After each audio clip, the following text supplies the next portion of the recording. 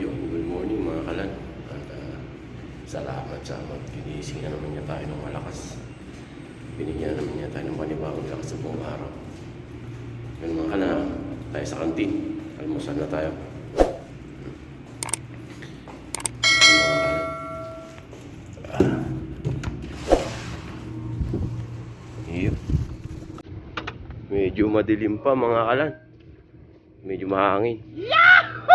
Medyo papalit na ng panahon kasi mga nakaraang linggo at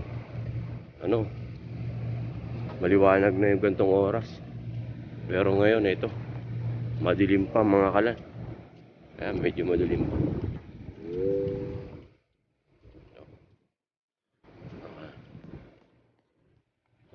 At tignan natin kung ano ang ating almusal.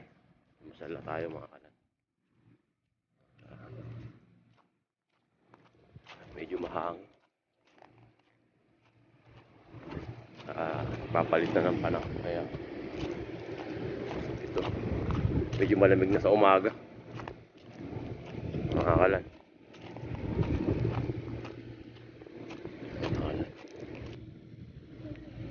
Medyo mahangin mga kalan. Kung naririnig nyo, medyo mahangin. Sarado pa kantin. Almusal tayo, may mga naghihintay na. Dito tayo sa loob, medyo mahangin mga kalan. Ito, meron naman tong second door eh. Kaya dito tayo. Kaya mga kalan. Kaya sarado pa. Check natin. Sarado pa nga mga kalan. Nagpiprepare pa sila eh. Silipin natin mga kalan. Nagpiprepare pa mga. Nagpiprepare pa sila. Yun lang mga kalayo. Ngayon ito pagka umaga, hintayin ng bukas ng kantin. Pagka almusal, pasok na naman. Gising. Yan rin din ang buhay dito mga kalan. Gising, ligo, prepare, at kakaligo. Nandito naman kaya mga naghihintay niya mga kalan. Ayan na mga kalan. Bukas na. Tingnan natin kung ano ating almusal. Natin kung ano yung almusal. Yun, no? Yung almusal. Yun, no? Yun.